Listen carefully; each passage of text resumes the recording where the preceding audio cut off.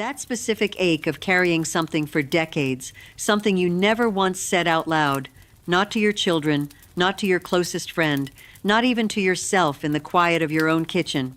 I know that ache. I want you to pull your chair a little closer to the fire tonight, because what I want to talk about isn't a technique, and it isn't a habit you need to build over 6 months.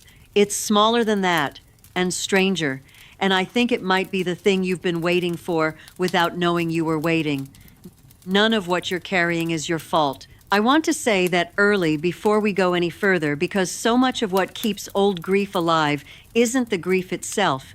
It's the quiet, private belief that you should have handled it better by now, faster, more gracefully, more completely. You haven't failed at healing. You've simply been missing one piece, and tonight I want to hand it to you. You've told yourself more than once that time heals. Someone told you that at a funeral, or in a hospital hallway, or over coffee after a divorce, or in the hush after a friendship ended, without either of you quite agreeing to end it. Time heals, and you believed it, because it's the kind of thing that sounds true, and because you needed something to believe. But here you are 5 years later, 10, 30, and some nights the old ache still rises up in you as fresh as the day it started, uninvited, at the worst possible hour. If time really healed on its own, wouldn't you be finished by now? You are not broken for still feeling this. You are not weak for still feeling this. And I think if you're honest with yourself tonight, some part of you has already suspected that time alone was never going to be enough. That suspicion isn't cynicism. It's wisdom trying to get your attention, reaching for the phone to tell someone something, before remembering there's no one on the other end to tell it to anymore. That particular catch in the chest, I know it well. Or maybe it isn't a person you lost. Maybe it's a version of your own life. You lost the marriage that didn't turn out the way you pictured it at 25. The child who grew distant for reasons you still turn over at 2 in the morning. The years you spent making yourself smaller, so the peace at the table wouldn't break. Grief doesn't only wear black. Sometimes it wears the ordinary clothes of a Tuesday afternoon, and you don't even recognize it as grief until years later, when you finally stop and ask yourself what that heaviness actually is.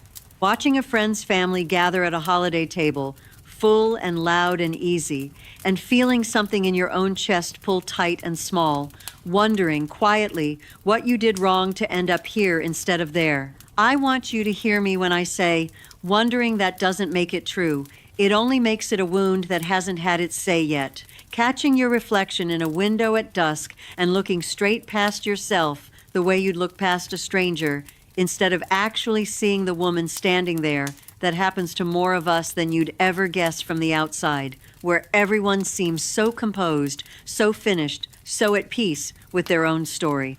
There's one more version of this I want to name, because I think it belongs to more of you than you'd admit out loud. The quiet loneliness of feeling like you should be past something by now, and the private shame of realizing you aren't, so you simply stop mentioning it. You smile at the holiday table. You say, "I'm fine," to the friend who asks with real concern in her voice. And underneath all of it, the same old ache sits exactly where it's always sat, patient, unbothered by how convincingly you've learned to perform being finished with it. If you've stayed with me this far, what comes next was written with you specifically in mind, because I don't think you clicked on this by accident tonight. There is a way through this, a real one, not a slogan on a card. But I need you to hear the harder part first, so that when I finally tell you what the way through actually looks like, it will land the way it's meant to, instead of sliding past you the way advice so often does. Here's what I want to tell you, and I need you to actually hear it, not just let it pass through you the way comforting words sometimes do. Time doesn't heal decades of grief. A conversation does. One very particular, very honest conversation, the kind almost nobody has ever taught you how to have. Because nobody sat either of us down and said, here is what you say to yourself when the person or the version of your life you lost isn't coming back, and the ache is still living in you like a low fire that never quite goes out. I'm not talking about a script or a technique or 5 steps written on an index card. I'm talking about something closer to a vow, said in your own voice, to the only witness who has been present for every single year of your grief, you. And before I tell you exactly what that conversation sounds like, there's something harder I need you to understand first, because if I hand you the words too early, you won't know what to do with them. You'll say them, and nothing will move. So stay with me a little longer. Why does old grief refuse to simply fade the way we're told it should? Why does it seem to lie dormant for months, sometimes years, and then rise up on an ordinary Wednesday over something as small as a song on the radio or the particular slant of afternoon light through a window? Hold on to that question, because the answer is going to matter more than you expect. A woman wrote to me not long ago and told me she'd been carrying the loss of a friendship, not a marriage or a parent, for over 20 years, a falling out neither of them ever repaired, over something so small now that she could barely remember the original argument. She said the strange part wasn't the grief itself. It was how ashamed she felt admitting that a friendship could still weigh on her decades later, as if grief were only allowed for the losses everyone agrees are serious enough. What she told me next isn't something I expected, and I want to come back to it once we understand why her shame made perfect sense. There's a reason so many of us carry grief for decades without ever actually processing it, and it isn't a failure of character. It's that most of us were taught somewhere along the way by our mothers, by the culture around us, by simple necessity, that grief was something to manage privately and quietly, something to schedule around, something you were allowed roughly a season for before you were expected to be composed again. Nobody handed us permission to actually finish the conversation grief was trying to start. So we folded it up small, tucked it into the back of a drawer we rarely opened, and went on setting the table, going to work, raising children, showing up for everyone else. The grief didn't go anywhere. It just went quiet, waiting. We'll come back to that woman's letter in a moment, because first, I want to talk about what Jung called a complex, since it explains exactly why her shame made sense, even though it wasn't fair to her. There's a name for what happens when we do that, though it isn't one that gets mentioned often outside psychology books. Carl Jung called it a complex, not in the everyday sense of the word, not I have a complex about my weight, but something more precise. A complex is an emotional pattern that runs on its own, underneath your conscious choices, triggered by something small and completely outside your control, flooding you with a feeling that belongs to an old wound rather than the present moment. That's why a song can undo you in the grocery store. That's why a stranger's laugh or a certain quality of light at 6 p.m. can put you right back inside a loss from 15 years ago as if no time had passed at all. It isn't a sign that you're unstable. It's a sign that the grief was never actually finished, only postponed. And here's the harder part, the part I promised you. The reason time alone can't finish it is that grief isn't primarily a feeling. It's an unfinished relationship with a person, with a version of yourself, with a life you expected to have and didn't get. And you cannot finish a relationship by simply waiting. You finish a relationship by saying, somewhere in some form, the things that were never said. That's the piece almost nobody tells us. We treat grief like a wound that scars over given enough time. It behaves more like an unanswered letter, sitting on a desk for 30 years, still waiting for a reply. This is where the conversation comes in, the one I promised you at the start of tonight. Not a conversation with the person or the life you lost, though that has its own value and its own place. I mean a conversation with yourself, about yourself, on behalf of the person you were when the grief began. Because in almost every case I've encountered, in my own life and in the letters women write to me late at night, the unfinished business isn't really with the person who died or left or drifted away. It's with the part of yourself that has been standing in judgment of how you grieved, how long you took, how loudly or quietly you fell apart, how much you allowed yourself to need help. Carl Jung had a word for that internal judge too. He called it the shadow, the part of ourselves we set aside, often without noticing, because acknowledging it felt too costly at the time. For so many of us, the shadow isn't rage or anything dramatic. It's simply the quiet, constant self-criticism that says, you should be over this by now, you're being dramatic, other people have it worse, get up and make dinner. That voice has likely been running the show far longer than you realized, and it's exhausting to live under a judge you never agreed to hire. Sometimes that judge doesn't even speak in your own voice. Jung noticed that we often take feelings we can't quite own in ourselves and see them instead in the people around us. He called this projection. The friend who seems irritated that you're still grieving something old might simply be uncomfortable with her own unfinished losses and has nothing whatsoever to do with whether your grief is valid. The daughter who changes the subject the moment you mention your own mother isn't necessarily judging you. She may be avoiding a grief of her own she hasn't found words for yet. None of that is your responsibility to manage, but it explains why we so often internalize a shame that was never really ours to carry in the first place, and why that woman who wrote to me felt embarrassed for grieving a friendship somewhere along the way. Someone's discomfort with her grief became, quietly, her own. You might be telling yourself right now that this is too abstract, that you need something practical, not psychology. I understand that instinct completely, but stay with me, because the practical part is coming, and it will make far more sense once you understand what you're actually doing when you finally have this conversation. You might be telling yourself, too, that talking to yourself like this feels silly, or self-indulgent, or like something you'd never actually be able to do without feeling foolish. I understand that instinct as well, but consider this.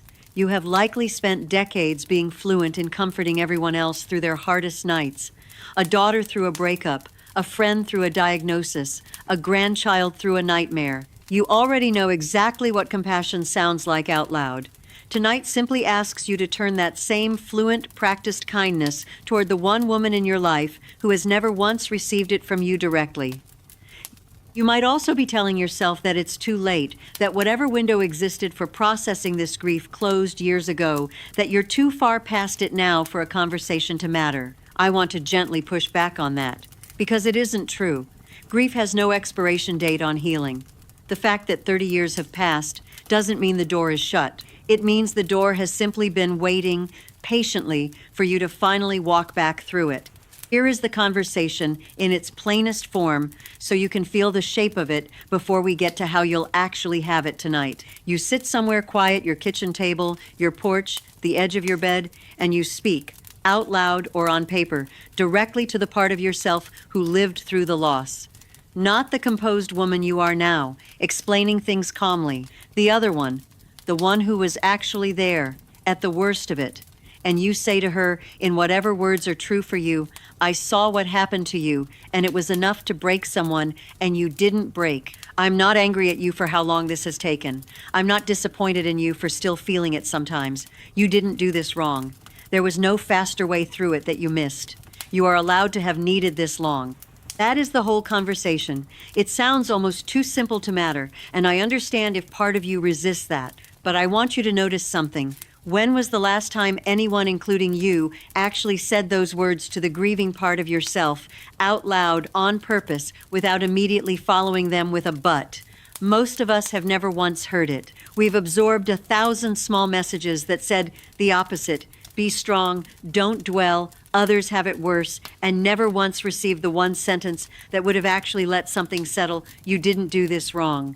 That woman who wrote to me about her 20-year-old friendship eventually had this same conversation with herself, sitting in her car in a grocery store parking lot of all places, because it was the only quiet 10 minutes she could find that week. She told the young woman she'd been at the time of that falling out that she hadn't done anything unforgivable, that losing a friendship still counts as a real loss, even if no one sends flowers for it, and that she was allowed to have grieved it for 20 years without that meaning something was wrong with her. She wrote back to me a few weeks later to say she'd cried in that parking lot for the first time in over a decade, and that afterward, oddly, she'd felt lighter driving home than she had in years, not because the friendship came back, but because she'd finally stopped standing trial for missing it.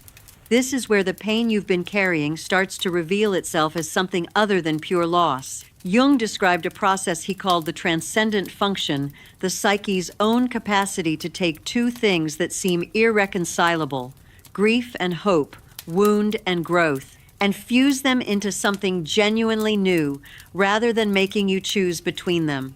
You don't have to stop grieving to heal. You don't have to pretend the loss didn't matter to move forward. The transcendent function is what lets both be true at once, that it hurt terribly and that you are still entirely becoming someone. This isn't the end of your story catching up with you. It's the beginning of the version of you that finally gets to carry the grief lightly instead of secretly. If you've stayed with me this far, what comes next was written with you specifically in mind, because this next part is the part that actually changes something. Something is already shifting in you tonight, even before you've done anything at all, simply from hearing that the conversation exists and that it isn't too late to have it. I want you to notice that. Not because I'm asking you to feel differently on command. I would never do that to you. But because naming a truth you've half known for years tends to loosen something in the chest almost immediately, the way a held breath releases the moment you finally let it out. I want to walk you through what this might feel like once you actually have this conversation tonight, in whatever form makes sense for you, spoken quietly in an empty room, written by hand in a notebook you'll keep or one you'll burn, whispered while you do the dishes. Picture yourself sitting somewhere familiar, the kind of ordinary evening chair you've sat in 1,000 times, and picture saying the words to the part of you that has been waiting decades to hear them. You didn't do this wrong. You were allowed to take this long. I imagine, as you say it, a small and specific loosening somewhere behind your sternum. Not dramatic, not a flood of tears necessarily, though it might be that too, just a quiet release, like a hand you didn't realize was clenched finally opening. In the days that follow, I imagine you noticing the old ache arriving a little less often, and when it does arrive, staying a little more briefly, because it no longer has to fight so hard to be acknowledged. I imagine the house feeling a touch less heavy in the evenings, not because anything outside you has changed, but because something inside you finally has. I imagine you moving through your kitchen a little more slowly some nights, not rushing past your own reflection in the window over the sink, letting yourself actually notice the woman standing there instead of hurrying on to the next task. And I imagine somewhere down the line a moment when the old grief rises up unexpectedly, the way it still will from time to time, and instead of bracing against it or feeling ashamed of it, you simply meet it the way you'd meet an old friend at the door, familiar, welcome even in its sadness, no longer something you have to hide from your own reflection. I won't promise you a single tear-free night. And I won't promise the ache disappears entirely, because grief this old doesn't work that way. And I would never insult you with a guarantee I can't keep. What I will tell you is that unfinished conversations have a way of quietly running our lives from behind the scenes until they're finally spoken. And finished ones have a way of setting us gently free, even when the loss itself remains exactly as real as it always was. So here is what I want you to actually do tonight. Not someday, not when you feel ready, because readiness is a feeling that grief will happily let you wait for forever. Find 10 quiet minutes, sit down somewhere that feels like yours, and speak directly to the part of you who lived through whatever you've been carrying out loud, if you can manage it. On paper, if speaking feels like too much tonight, tell her plainly that she didn't do this wrong. Tell her she was allowed to take this long. You don't need eloquent words, you need honest ones.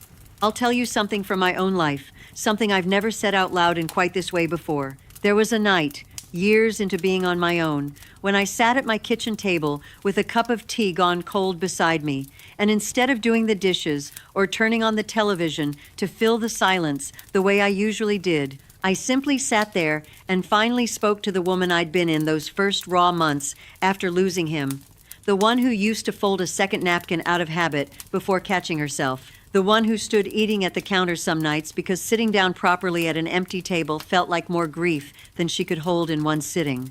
I told her quietly in my own kitchen that she hadn't done any of it wrong, that there was no faster way through what she went through.